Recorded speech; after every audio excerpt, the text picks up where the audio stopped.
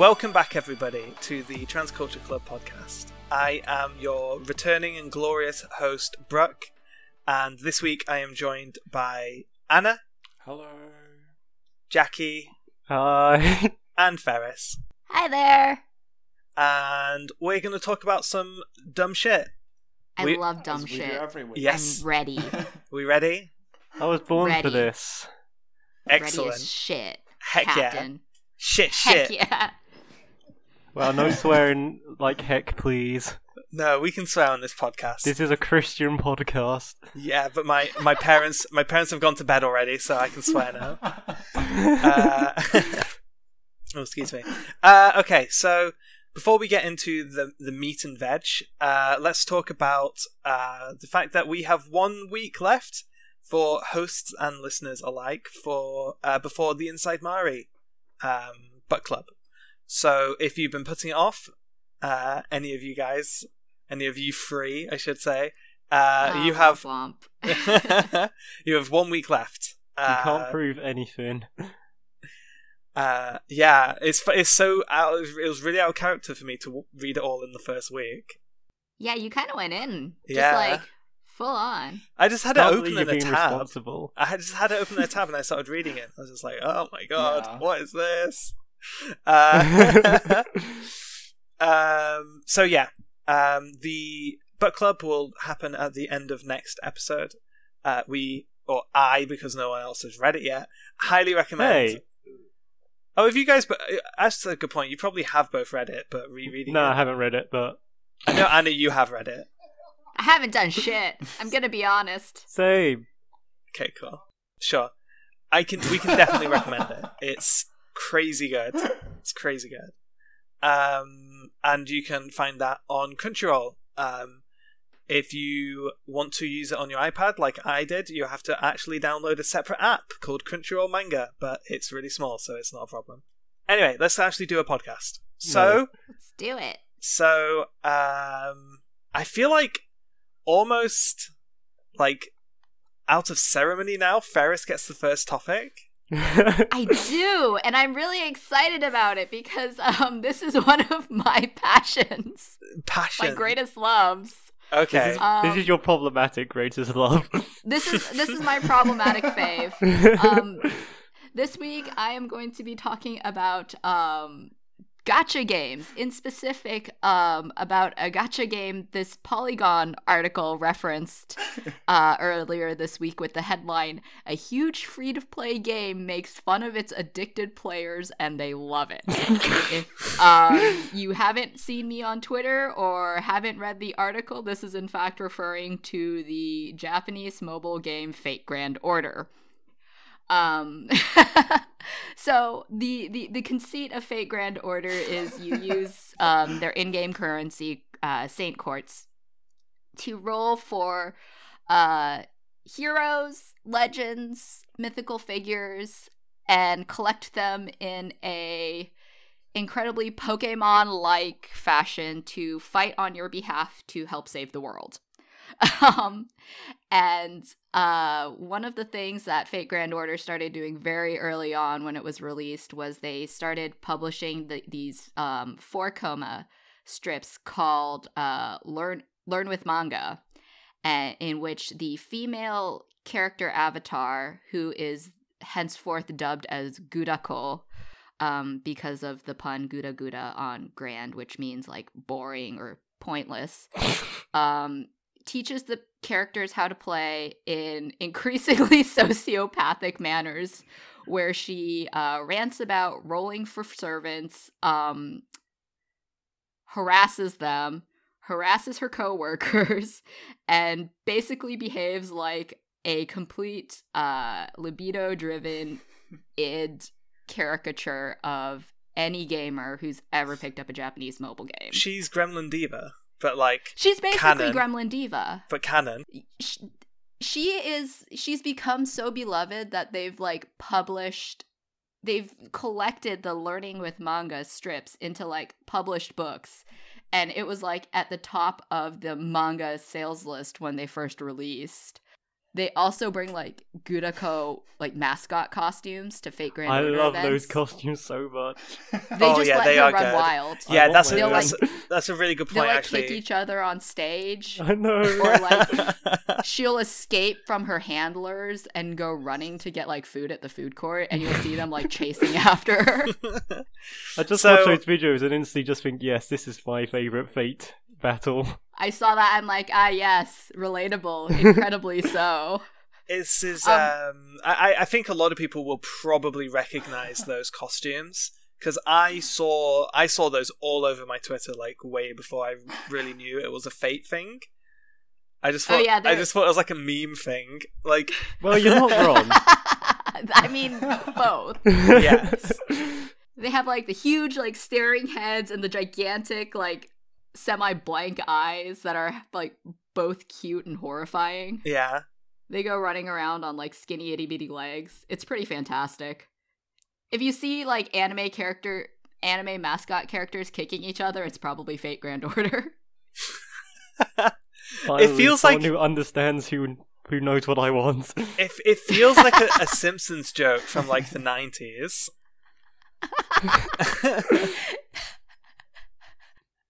It's like that crazy Russian dashboard cam with like there's this crazy Russian dashboard cam video of like a bus stopping, a bunch of people in random mascot suits like getting out and then like beating up this dude and then getting back in the van and driving away. And it's that like that, amazing. but actually like official marketing. I need to see that right now.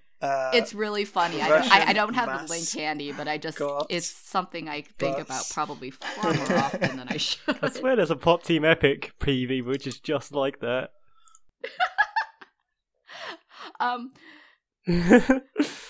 But yeah, basically the conceit of this article is that Fate Grand Order uses the sociopathic, completely unhinged tendencies of its main character to manipulate players into further spending money on gacha. Which I think is pretty accurate, right? Yeah, like it's like the most accurate, cynical way to view it. It's not wrong. But I mean, like, I think part of it is like the article itself, and I guess we can link to it in the video when we upload this. But like, it uses words like intense cruelty, making fun of addicts. So it's like the language is a little scaremongery. But I mean, they're not wrong. I think also a lot of the people who play, I mean, the language that everyone I know who plays a ton of gacha games. They talk like they've just been like absolutely corrupted, ruined, and destroyed by these games, but they love it. It's such like a sadistic symbiosis. Yeah. It's one of those things where I don't think I would call anyone I know who plays this like legitimately addicted in a troubling way. I mean, like a lot of us have probably spent more than is practical, but we're masochists too. And I think, yeah, they just vary the nature of like the Gurako character is just very relatable in recognizing the masochistic symbiosis where that a lot of players have with games like this. Like the Polygon article has this panel from the comic where she's just like spinning in circles and drooling and like, gotcha, 10 roll, I have to go, all my quartz are gone, but I have to roll again. And I mean, yeah, big mood. I have to admit, I do respect the brazenness of it. Like we were talking, I can't remember if it was last week or the week before, but we were talking about like corporation social media stuff. Yes. And I definitely like super appreciate a corporation that's just going to be like, yeah, we're the worst and you're the worst for liking us, but let's just fucking let's just take your money and we'll make it like funny comics and lol gacha hell. Am I right? I mean, Type Moon are the company that approved Carnival Phantasm after all. Type Moon actually, like, I think another thing the article kind of misses is that apart from being just painfully brazen about it, Type Moon also has a long history of being incredibly self-deprecating, both towards itself and its fans. Yeah. Like, in the original Fate Stay Night, you die in completely bloody, horrible ways, and then you wake up in a dojo where people mock you for dying and tell you to do better and stop fucking up. So they were also like pretty pioneering in terms of the April Fool's jokes on the internet. I think they've been doing an annual April Fool's joke with increasingly wider scopes since probably like 2008 or 2009. They've teased fake movies and fake manga, one of which actually went on to become a legitimate manga. That's Fate Strange Fake. They like had Ryogo Narita of Bakano and Durarara write a fake chapter for this manga, and then like 2 years ago it became a real manga. I love stuff like that. Yeah, they've parodied. Dragon Ball has a few of those. Like, there's a side manga in Dragon Ball where it's like, it's waking up one day in like an ultimate dimension kind of story, but it's about going into a parallel world and waking up as Yamcha. It's like a dude from real life wakes up as Yamcha. There's a whole manga about him. 100% legit. It's getting released in English soon. I can't wait for it. Yeah, Holy it's so shit, good. I get to read this. It's so good. Yeah, Akira Toriyama is just such a... He also very much has that kind of very self-aware sense of humor, I think.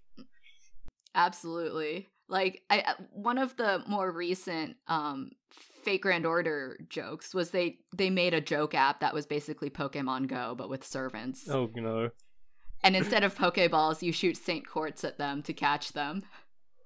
There was a time where I was very actively looking for Fate Go on the App Store, but I don't believe it ever actually got a European release on the App Store. It's only available on Android in Europe.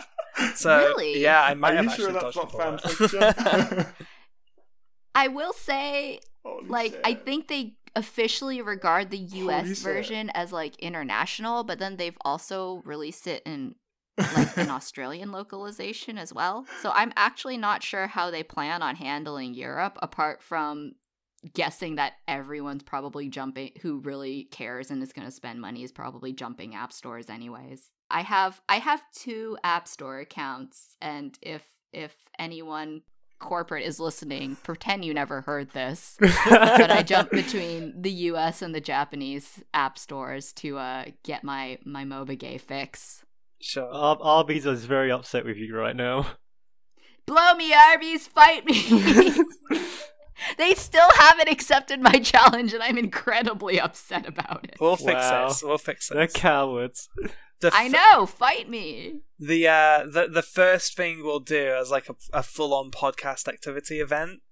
It's not a convention or anything silly like that. We're gonna take a battle trumpet and a huge banner, a huge flag, like medieval standard. That's what they're called, standards. And we're going to get swords, and we're going to stand in a phalanx position outside of an Arby's and blow the horns of war. I want to do this. I have a battle standard in my house. Do you really? Is it a Fate? I really do. Is it a Fate thing? Is it a cosplay thing? It is. I cosplayed the Fate version of Joan of Arc, and she has like her huge battle flag. So I have like this 6 foot tall, like 5 foot long battle flag just living rolled up in my room. Cool. That'll do. We'll do it. I mean, most of the swords and the trumpet anyway will all be like Ferris's old cosplay props, so... I know. It's like, here's my Astolfo trumpet, here's my like Oda Nobunaga sword, here's my Joan of Arc sword. And you said that getting into Fate wasn't practical. I can arm a whole like group of LARPers at this point, and they will love me for it. Oh my god, I wonder if Fate LARPing exists. Just people dressing up as all the servants. It must do. If anyone out there knows of any Fate LARPing groups, let us know the details so we can just look at it. Yeah, I would like to go. I would love to see pictures of that. That'd be amazing. I think that would be fantastic because I know for sure there's like Star Wars LARPing groups with like full-on lightsaber choreography. Oh my god! Yeah, I've seen a lots of really intensely choreographed lightsaber fights in like high school parking lots before on like Twitter video. So yeah, I'd love to see like a bunch of like 10 really disciplined and well-trained nerds going at each other with toy lightsabers. Yeah. Oh, there's totally like a whole group in Los Angeles, and I know because someone invited me, and I almost went, except I didn't want to buy the lightsaber. Oh, but they're really cool. You should have just brought your 6-foot battle flag.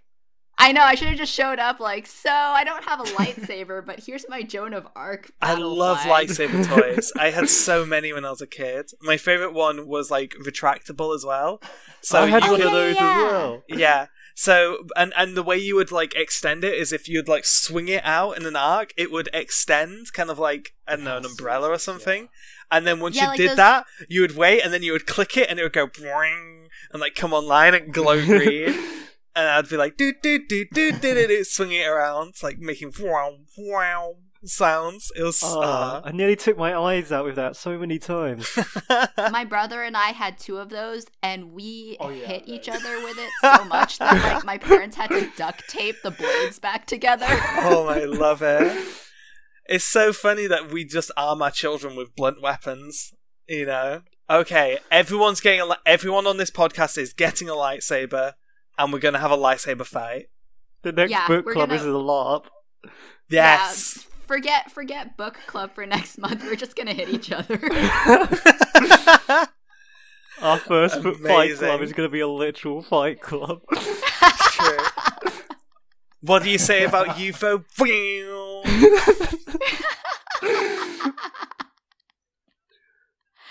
I'm going to like end up standing at an Arby's like smacking someone like, tell me you're gonna stop. Tell me you're gonna stop.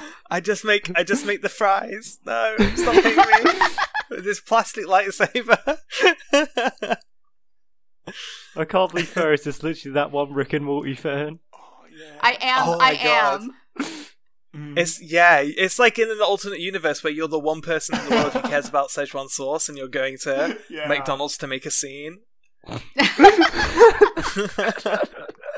It's like there's a universe out there of people who are very angry about Arby's making fake references and they're jumping up and down on Arby's counters saying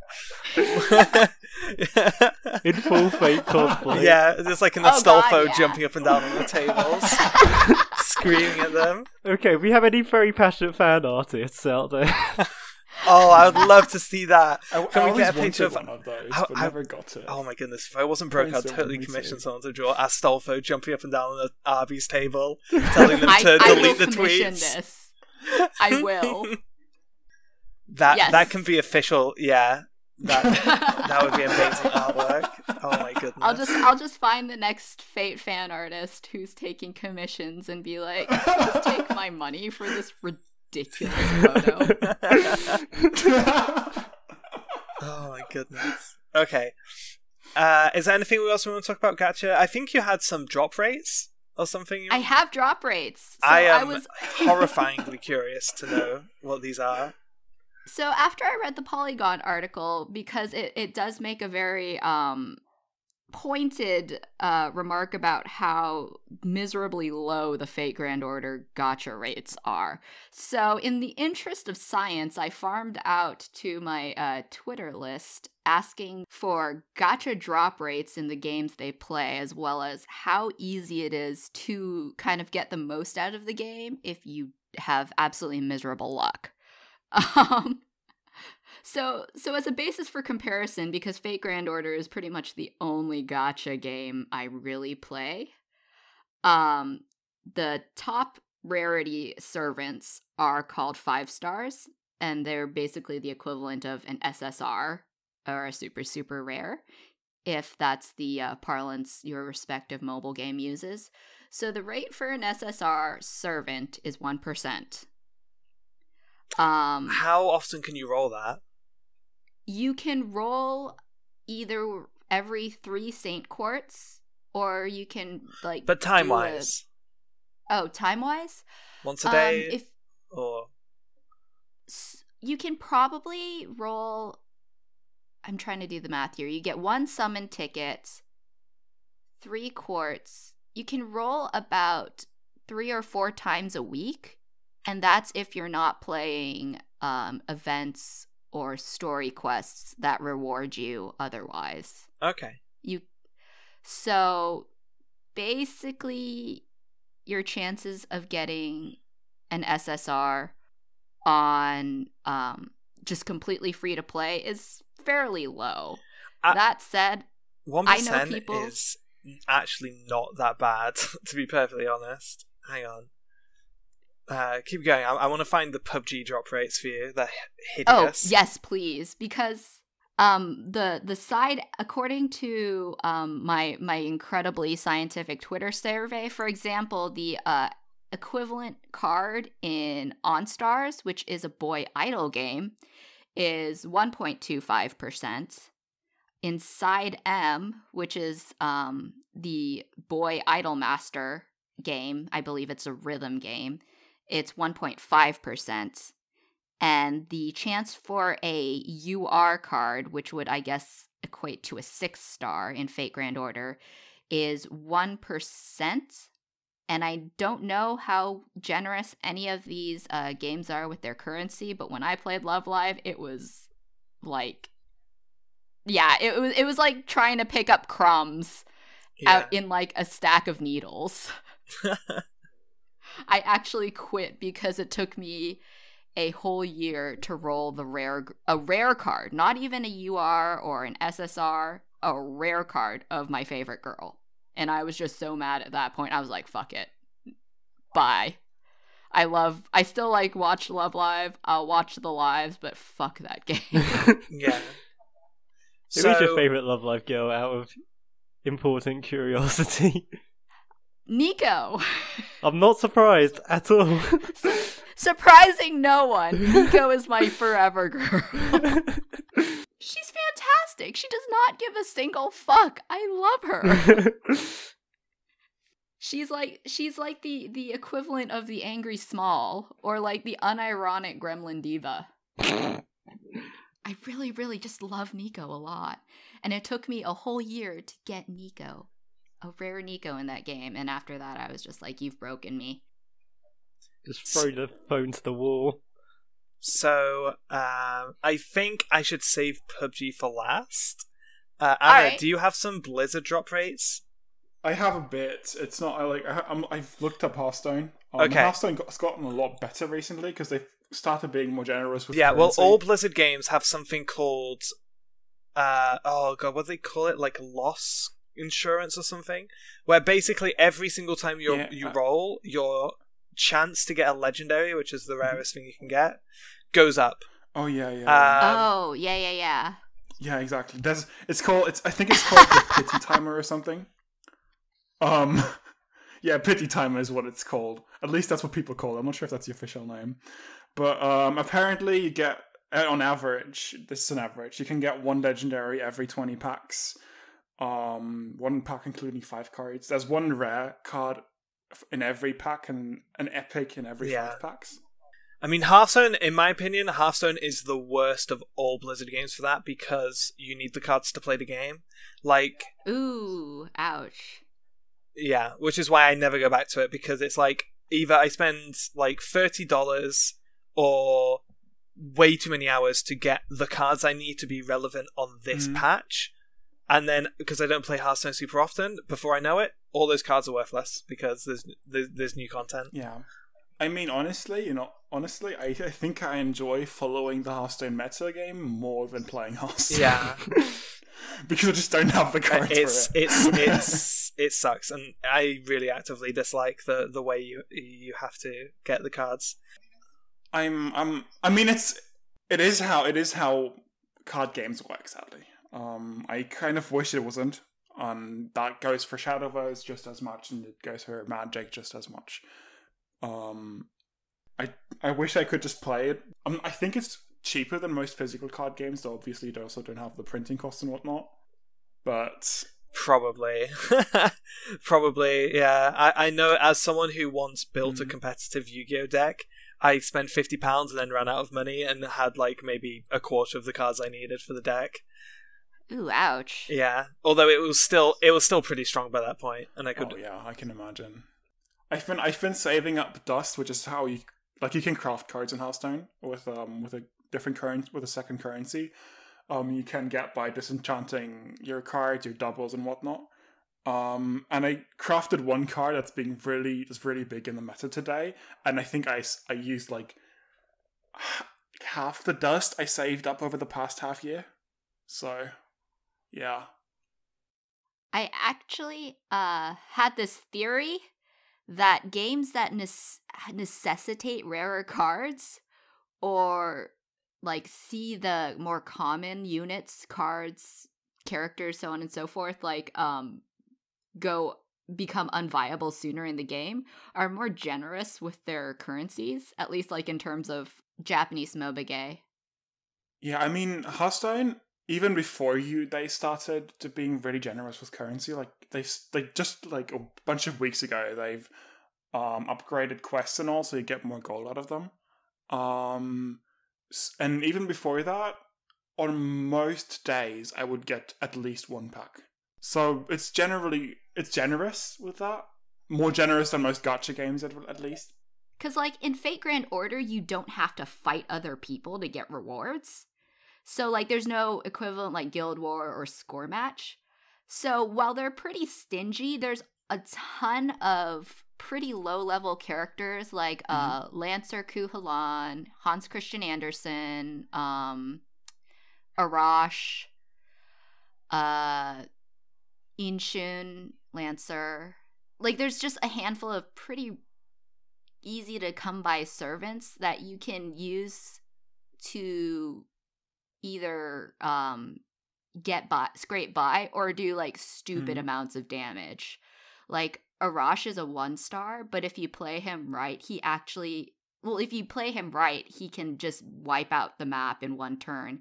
And stat-wise, he actually has the most powerful area of attack, Noble Phantasm, in the game. So yeah, you don't need to fight other people, and you don't need to feel like you maintain a huge competitive edge to feel satisfied. It's just the waifu factor. Yeah. Overwatch. For example, I think especially compared to something like PUBG, both are you pay up front, and then after that it's you kind of either earn crates through playing the game or buy them. Oh no, what am I talking about? You can't buy crates in PUBG. Sorry. You can buy keys, and you can also buy the items from the crates like CSGO. But most crates in PUBG don't require a key. I think there's only 3 that require keys. Anyway, Overwatch, I've actually personally I found Overwatch to be kind of okay. For like, I've not had to spend much to get all of the legendary skins I wanted. Just by playing a lot of Overwatch, I always felt like I had the money to always basically be ready to buy the one skin I really wanted per event. And like, I have a question. Yeah.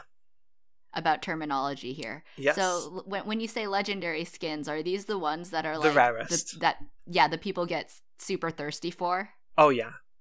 Okay. They're the rarest ones.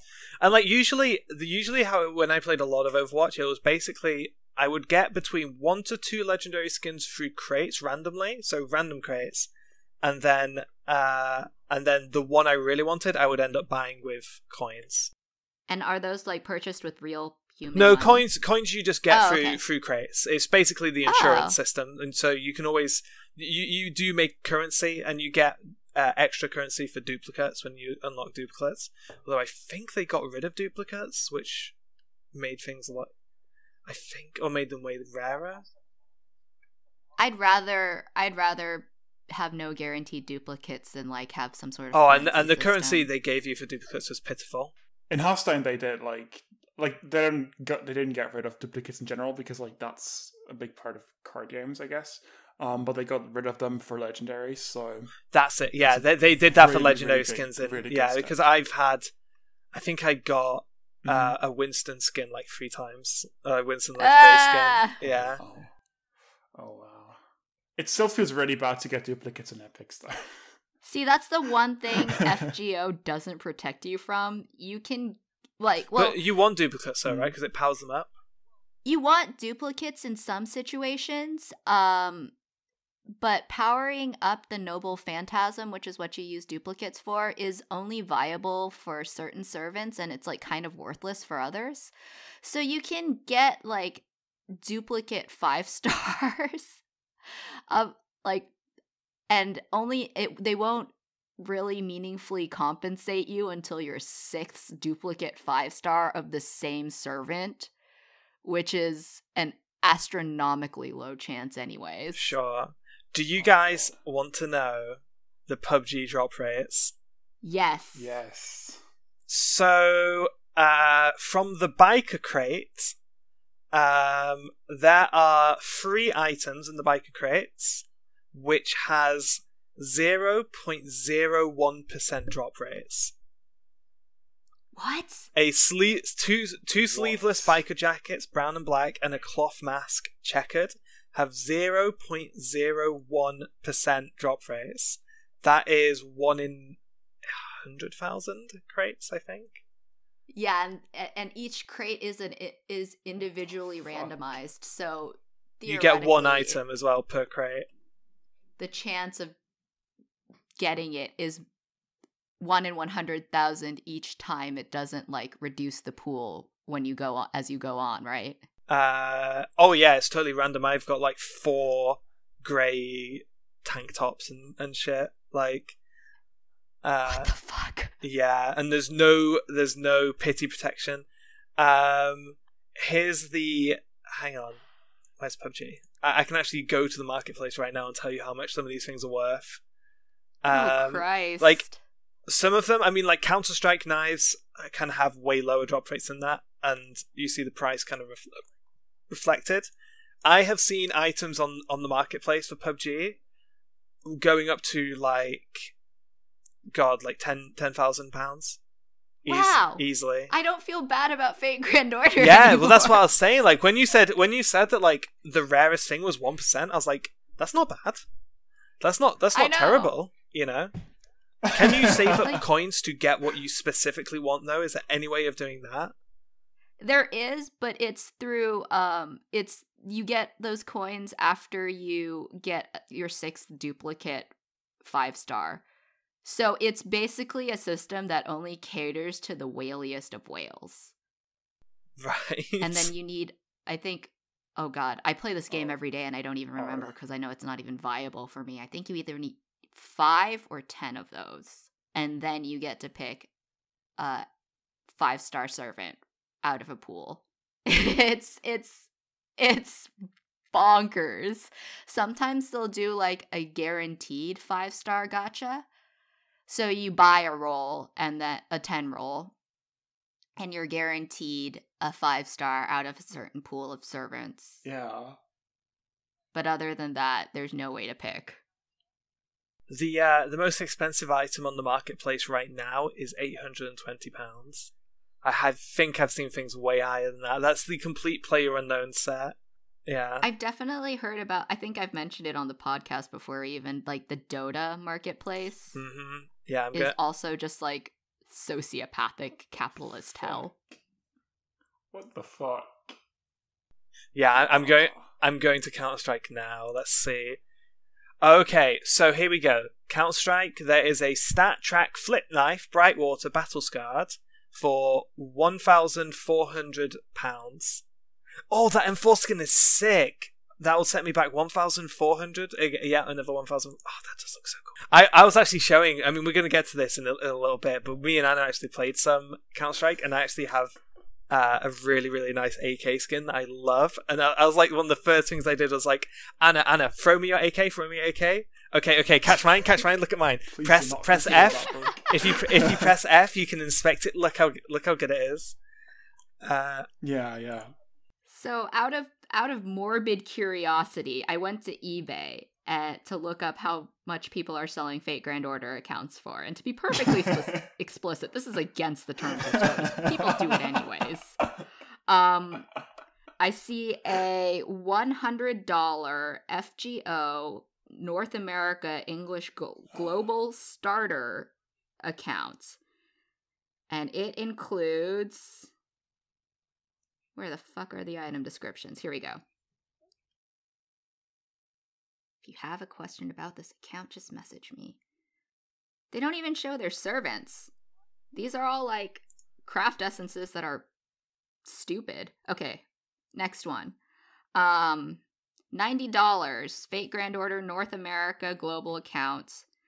Mysterious Heroine X, Mordred Karna. Which is actually, like, shit. Don't buy that, guys. Mysterious Heroine X is an okay assassin and the only limited on that account. So, I mean, not that bad if you're, into fueling slightly illegal gambling activities on the internet. Oh, yeah. Ferris, by the way, I linked my AK skin. Check it out. It's got dolphins on it. It looks so good. I'm clicking it, going. What? This is like a Counter-Strike Lisa Frank dream.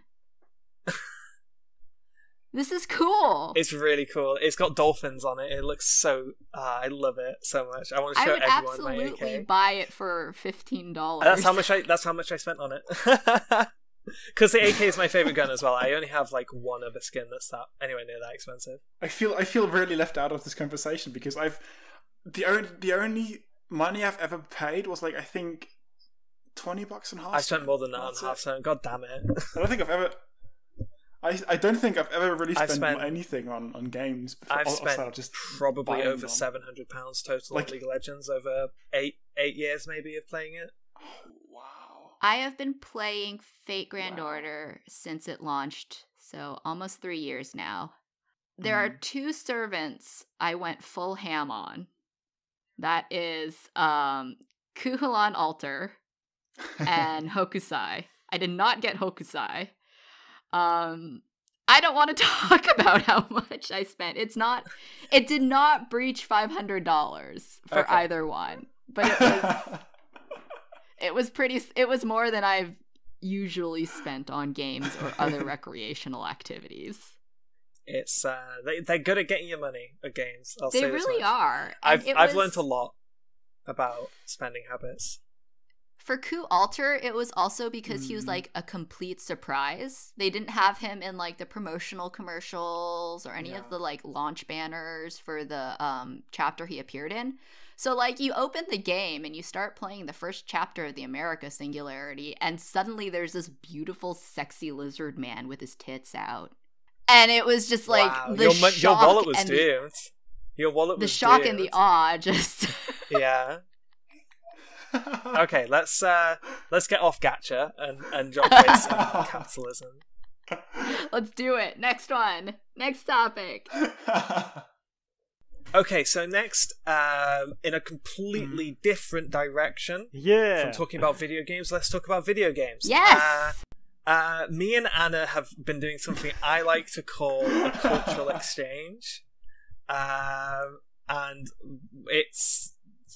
make it sound like this is like a big plan. It's literally just something we did last night when that's I had been a a bottle common of wine occurrence lately. I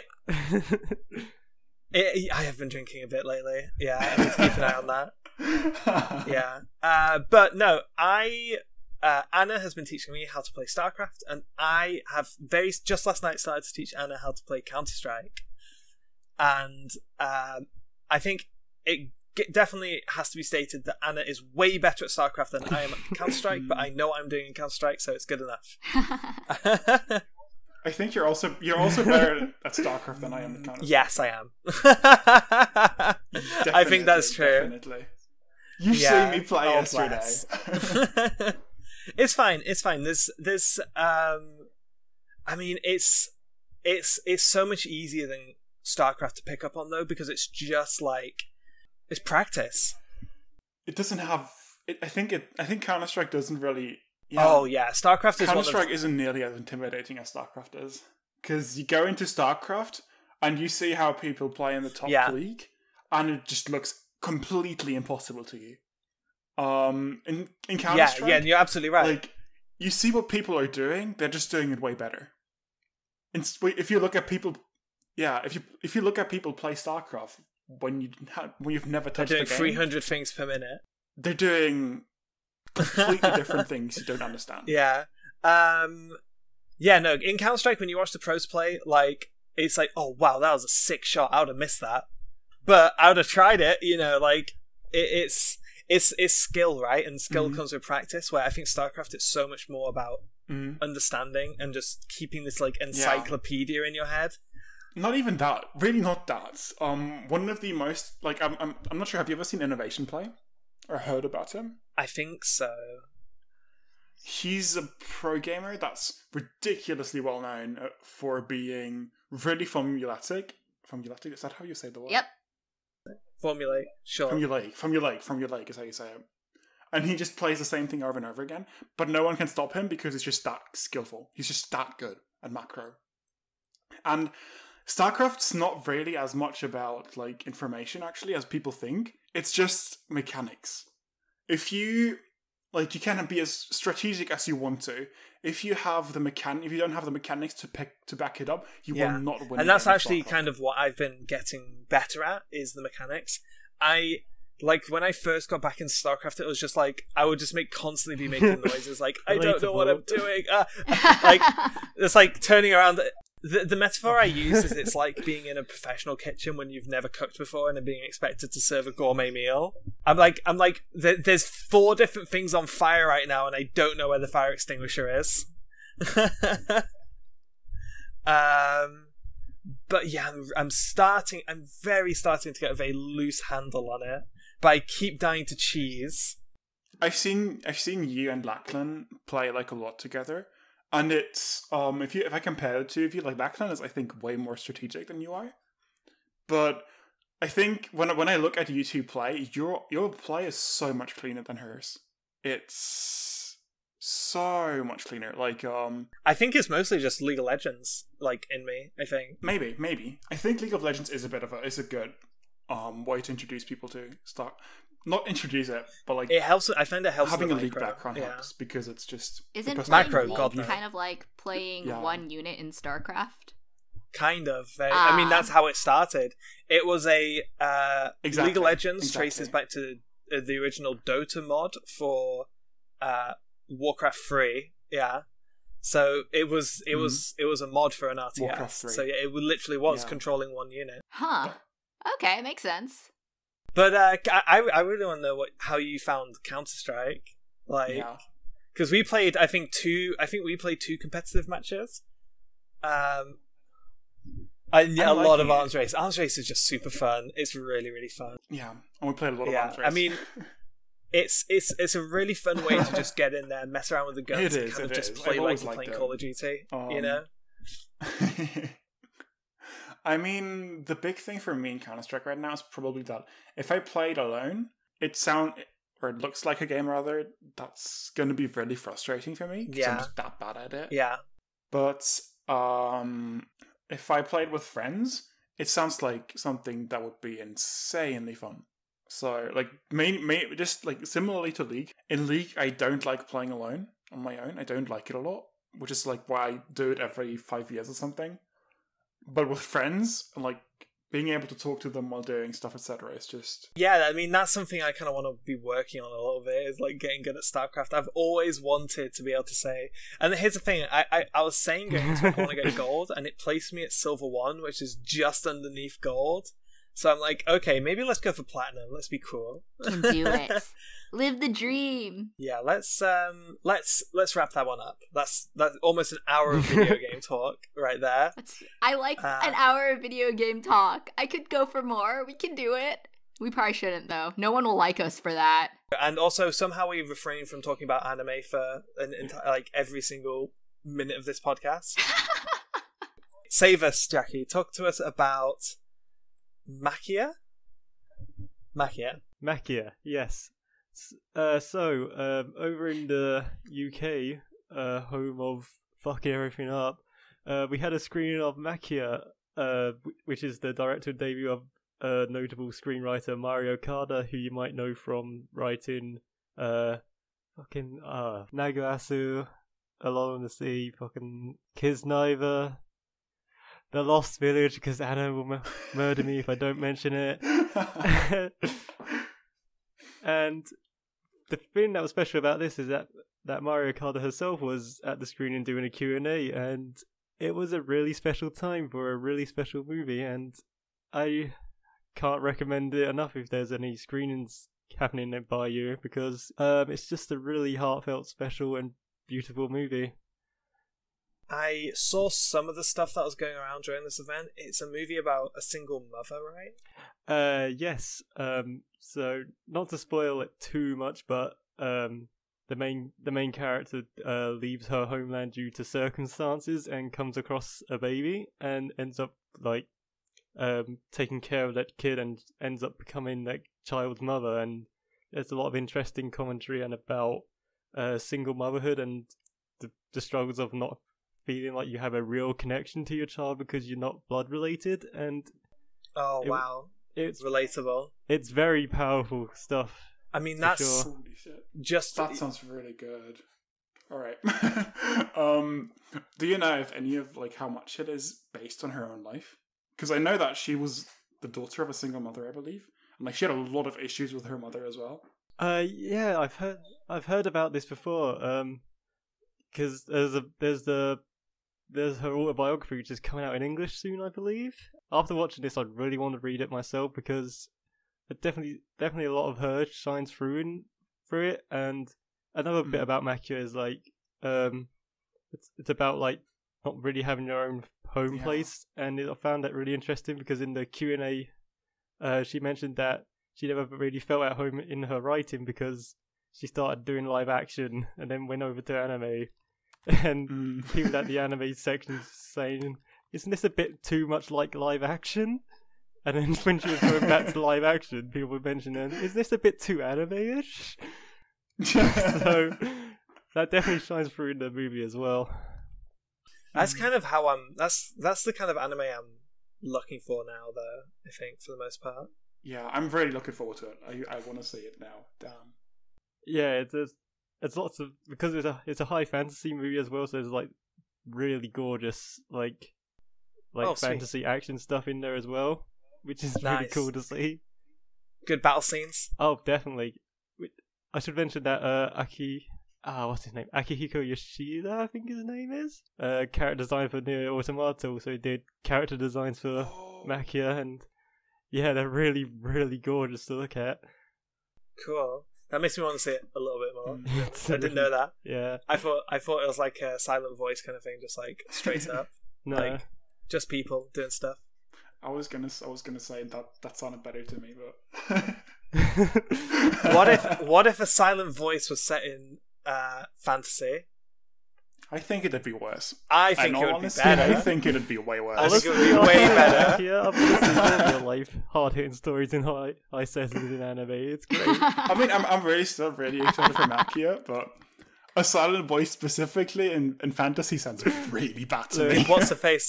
Just give her a sword. All of those conflicts could have been resolved much easier with swords. That's all I'm saying. It's true. You heard it here first. A silent voice uses more swords. It did. I agree with that in most situations. It's like Skyrim with swords. Skyrim with swords. That's a dumb reference. Sorry. Yeah. No. The you mentioned the topic of struggling to connect with a kid that's not biologically yours. Mm-hmm. Holy shit, that's something I think about a lot as someone who, HRT makes people infertile, so yeah, I definitely did think about it on the way home, how it's definitely a part of the film I think trans people would very much relate to. Yeah, I mean, that's something I had to make peace with. It was okay, so not doing HRT isn't an option. Sadly, saving sperm is also not really an option. I didn't have the money, and I wasn't comfortable asking for family to pay something that adds up very quickly, because it's a continual service, and if you stop paying, it goes in the bin. So really like renting a spot to like have your stuff in a freezer? Yeah, or it's such a rip-off. I should have just filled up a bag and put it in the freezer. Basically, yeah. That's wild. I've legitimately never looked into like having anything stored. Yeah. I have no idea how it works. I'm just like, I think it not might be something more. I'm I think it concerned might even be more expensive for you, to be honest. Oh, I can imagine. Because, you know, everything's more expensive if you're female at birth. True. But, I mean, not even that. Like, I mean, sperm, you've got, like, 4 billion of the buggers in, like, one load, you know? Like, oh no, half of them died. Oh no, you've still got plenty. But eggs, you get one, like, you know, you get one a month. So it's, like, way more precious cargo. It's like you have one shot and there's a chance it's not viable, or, you know, I'm sure it's harder to store as well just because of what's inside that thing. But I don't know. I'm not a scientist. So yeah, that's something I made peace with when I started HRT. Is like, if I have children, they're not going to be biologically mine. Either they're going to be adopted or they're going to be like my partners. So that's something that I think I kind of struggled with that idea for a while, but I think I've more or less made peace with it now. I mean, there's lots of cis people who have to adopt for many reasons. And I think a lot of adopted kids will very strongly tell you that blood doesn't matter as much as people think it does. You know, there's a lot of people out there who have incredibly strong connections to step parents or adopted parents. I think the only thing that matters is love. So yeah, absolutely. I think there is definitely like a primal biological kind of need in there to have your own children, but yeah, for sure, it's not. I don't think it's as necessary as our biology wants us to think it is. I can buy that just because, you know, you have, if you appear female, you always get the people like, is your biological clock ticking? Don't you feel like you want this? I mean, yes. So for some people, the answer is yes, but it also doesn't have to be, you know, something that's like growing inside your body like an alien chest burst, you know? So yeah. I mean, there's also like, especially for queer people, there's the whole idea of like found family. Just, you know, the communities you build because, you know, unfortunately, blood family isn't an option in terms of like, you know, the running the chance of being rejected and all that sort of stuff. I know countless trans people who just don't speak to their parents anymore. Yeah. I definitely have heard lots of similar stories, and it's just, you know, then you rely on the people you find, and I love my big gay family, you know, as much as I love my blood family, and it doesn't mean that one's like, I have a pretty good relationship with my blood family, but the people you find along the way are also like incredibly important. Yeah. If there's anything I've learned from watching Fast and Furious, is that it's all about family. No. No. When will Mario Kart direct her own Fast and the Furious movie? That's the real question. Yeah, so this is something I need to clear up. So am I right? Did Mario Kart also do Wandering Sun? Yes, she did. Yes. Okay. So I have now clarified something which I kind of bumped into on Twitter, but kind of refused to believe. But the person responsible for Maquia is also responsible for Wandering Sun.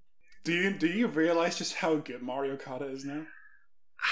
See, yes. Maquia for me, Maquia has not aged well for me. Like, I just want to gush about Mario Kart. There's going to be a lot of people here who've never listened to anime abroad. It's true. We have history. Me and Anna have history about dumb meme anime.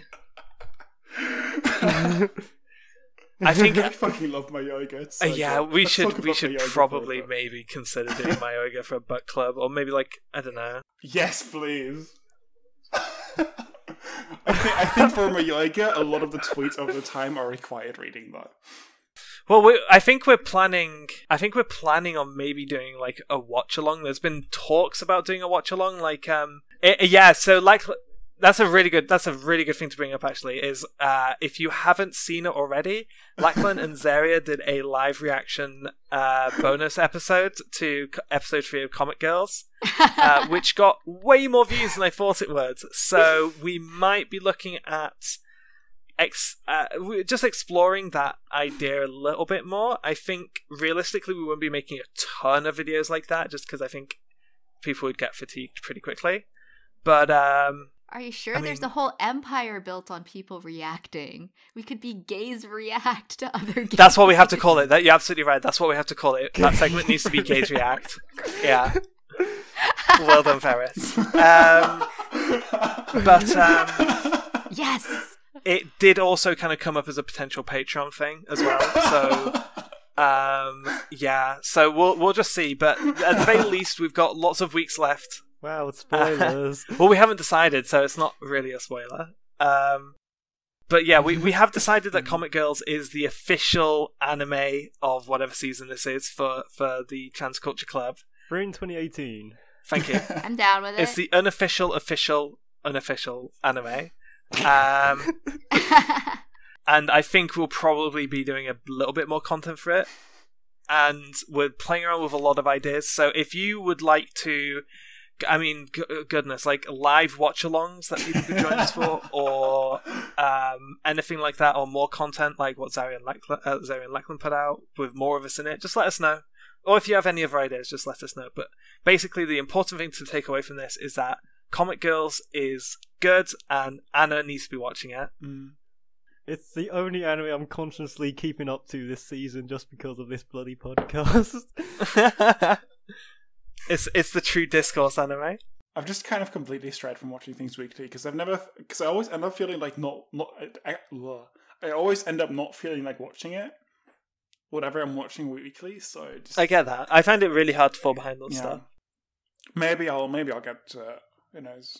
I think you should. I'm going to keep pestering you to do it now. I know. I need to remember I need to watch Comic Girls for the Chuny. Yes, I really do. The tuna is very good.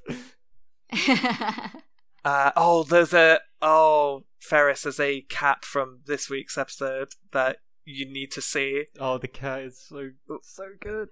No, that's the cat as well. Sorry, I said cat.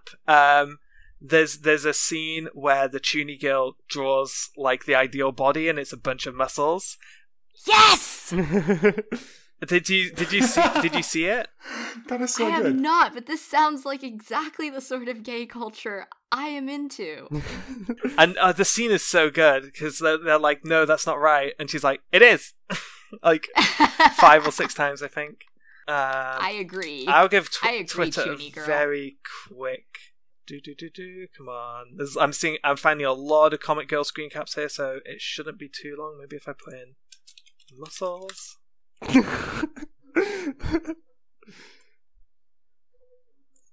This is the good content people come. It is, yeah. Live Google searching. I'll just keep scrolling. I'll talk while I scroll through this, and I'll find it eventually.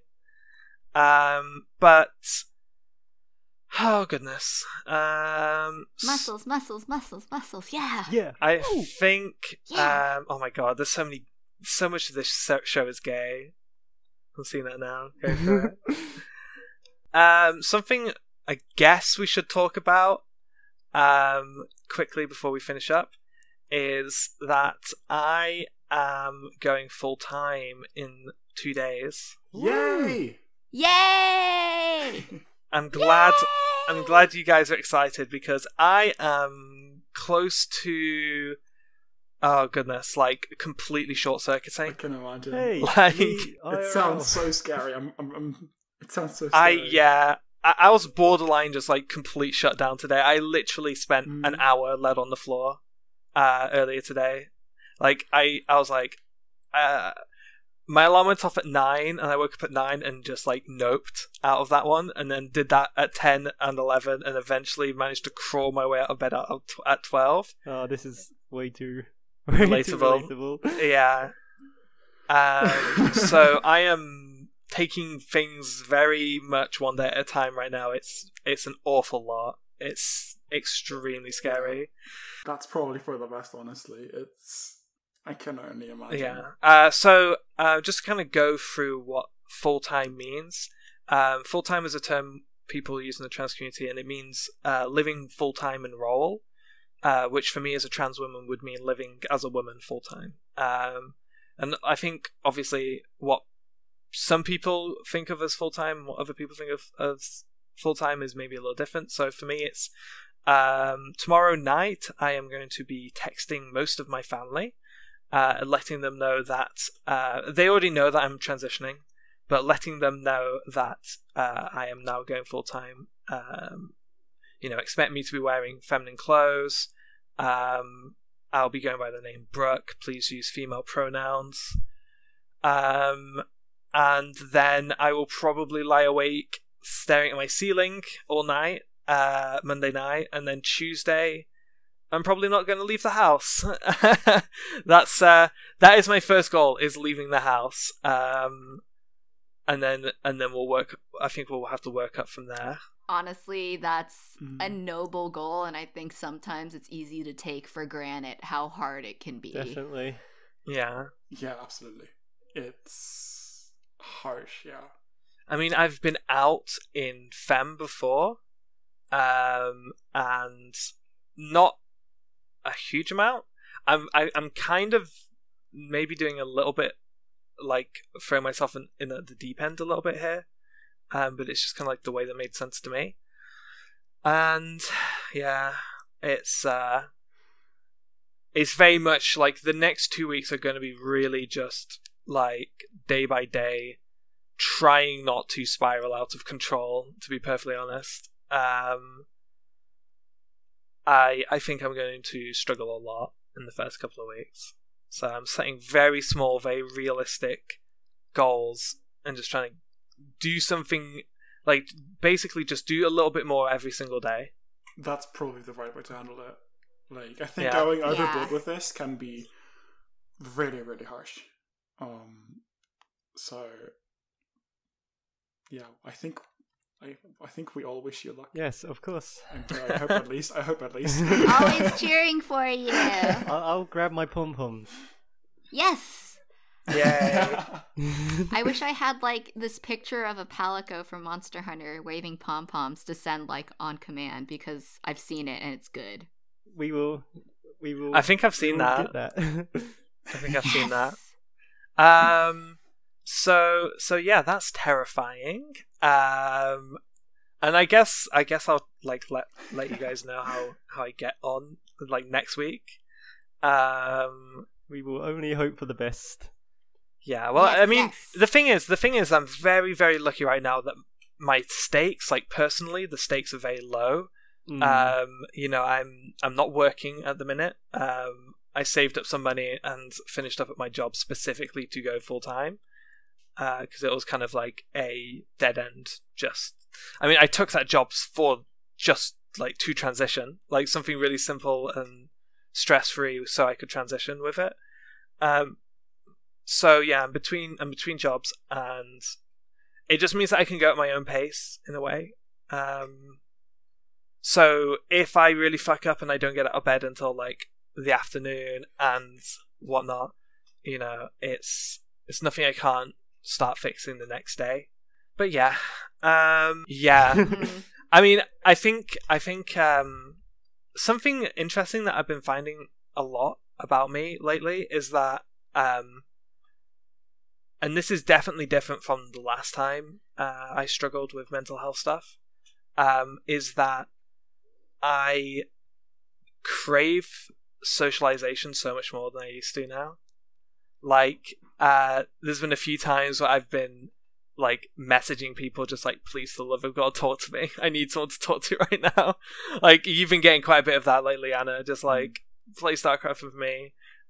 Jackie, you've been having some messages like that, just like I'm very bad at doing the same thing anyway, so yeah, it's and it's interesting because I never really used to be like that.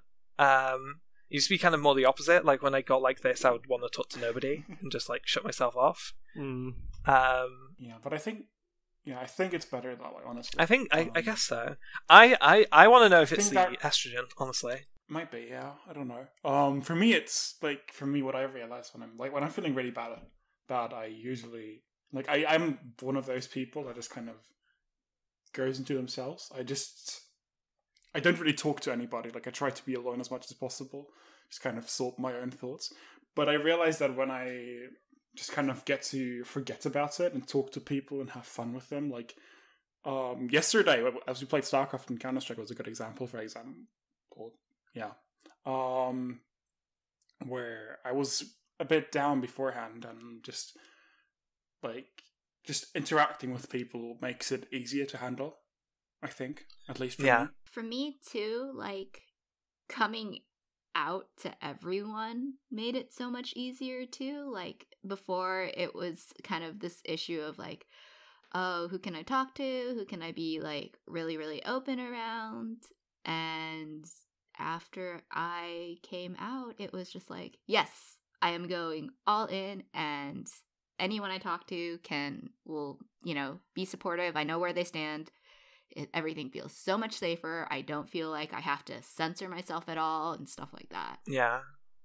I mean, I obviously don't have that on IRL just yet, that environment, but like on Twitter at the very least I have the same experience. It's just like, especially a bunch of years when I was really struggling with stuff, a bunch of years ago, I mean, like just having that kind of environment on Twitter was so helpful to me. Yeah, and yeah, it's been amazing for me as well. Online is good, actually. Honestly, it is. Like, I think it's almost like, so being queer is something that it can happen to anyone, no matter who they are, where they are on the planet, however they were born. Like a baseball bat. Well, my point, I guess, is that like we're kind of evenly distributed across that entire planet, which makes meeting people like you kind of hard, because there's like, I mean, in my example, I didn't really know anybody growing up who was queer. I guess I have my aunts, but other than that, like, I don't know where the nearest LGBT community is or anything like that, because I live quite rurally. And so for me, like, online, it's like all of those queer people randomly distributed across the entire planet are all in one place. And that was my support group. Like, Twitter became my support group and my extended queer family in a weird way. Yeah. It's true. It's like Twitter was the place to vent all the big gay worries and all the big queer, like... Yeah. Oh, the worries are so big and so gay. Oh, there's so much of it. Absolutely. And that's the story of how this podcast came to be. Good night, everybody. Yeah. Well, I mean, honestly, Jackie, that's exactly what it was. It is. I remember you just like talking about the idea. It was like, oh, okay, so this is the timeline of the inception of the podcast. It was, hey guys, I've been playing around with this idea of maybe doing making like a podcast, but with only like trans hosts, and like specifically to talk about trans topics and just, queer people hanging out and talking nerdy stuff, and just being like a really relaxed queer podcast. And that just exploded on Twitter, just being like, hell yeah, we want that. Make it. Yeah. Make it. And I think in that, I also I think I said like, oh, if you'd be interested in like hosting this, like, let me know. And pretty much, yeah, it was every single one of you except from Zeria. But when I messaged Zeria, because Zeria was kind of on my radar, she said, oh yeah, I saw that, I was meaning to get back to you, I didn't have time yet. Like, hell yeah. Yeah, like that's the thing, is like when I said, oh hey, like Twitter, like would any of you trans people be interested in doing a podcast with me, everyone was like yes. And like just like that, we had 6 people to record a podcast. Like, yeah. And maybe one week all of us will be on the same episode. Maybe. One day we can do it. We'll make the dream happen. I mean, we I don't think we've actually done a recording, all six of us. I'm thinking about it now. Even Well, the the meetings. last recording was 5 of us, which is the closest we got so far. We should really try and do it. Like today, for example. So Zaria and Lachlan were around, but both kind of busy. So when I saw like, okay, everyone's online, because we kind of decide who's doing the podcast, like basically when we start recording. We're very professional like that. Well, I mean, it's just like the nature of it.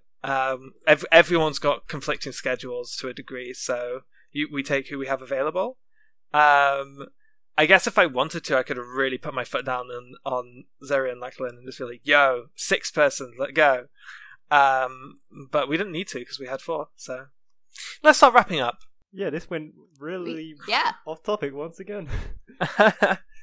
I like it. We can go a little bit shorter because I think we've had a few longer ones lately. And also by the time we probably get all finished with transculture and whatnot, it's probably very close to 1:30 anyway.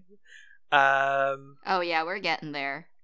Yeah. Yeah. So let's do it. Let's wrap this one up. Let's do it. Before we go, of course, we do have to decide what transculture is this week. So let's go with Ferris. What is transculture? The reigning champion, Ferris. What is transculture? Oh yeah, I have to defend my crown now, and I actually had something, and then I completely blanked at the moment you're like, okay, it's time for transculture, and I'm like, oh, what is transculture? Transculture is rolling away too much of your paycheck on intangible items because you need the rush of a purchase to numb the stress of existence. I can relate to that, I think. Hashtag things that are relatable, but you feel like they shouldn't be. Yeah. Jackie, what is transculture this week? Get back to me on that one. Okay. Anna, what is transculture this week? Transculture this week is playing games and calling it cultural exchange. Yeah, I mean, I'm just keeping on the podcast vibe, the whole club room stuff. We need to get more lore soon. We need to start filling out some more lore for this fictional high school. Oh yeah, we're we all at. do. Jackie, do you have something or should I go? No, I've got it. Okay, what is transculture, Jackie? Transculture is going up to your local fast food restaurants with a battle flag and demanding to be listened to.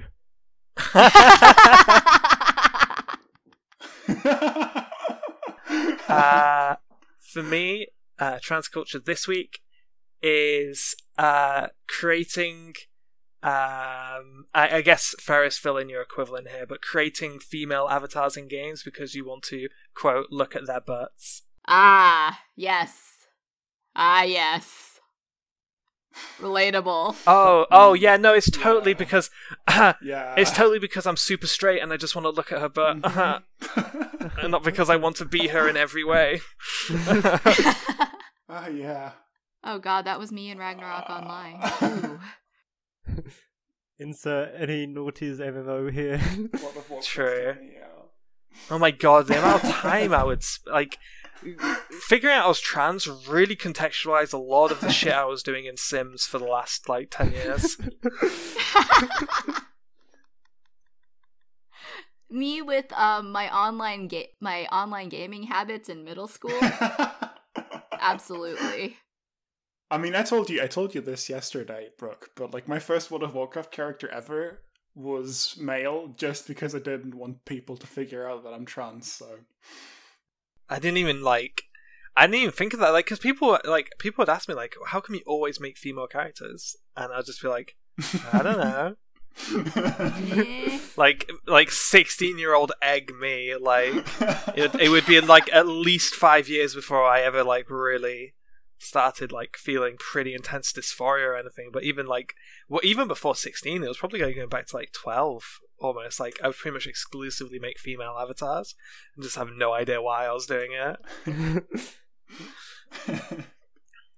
I like the flag. I like taking a flag to RVs, honestly. Only trans people would do something so stupid. I'm gonna have to give that one to Jackie too. Yes, I've been waiting to get the crown back. Congratulations, I think. I'll fly over there and claim it at some point. Yeah. So this week, Transculture is standing in front of Arby's or any fast food restaurant that has committed a sin with a battle standard and declaring war. Yes! Woo! Fight me, Arby's. Nice. At least at him, for Christ's sake. Yeah, that is true. Just turn location Just pass settings me a on. bone here. Just one last quick reminder: Inside Mari next week. You have 1 week left to read it and complete your homework. But other than that, I think we're all done, and we'll see you guys next week. Thank you for listening. Yeah, see ya. Bye. Goodbye.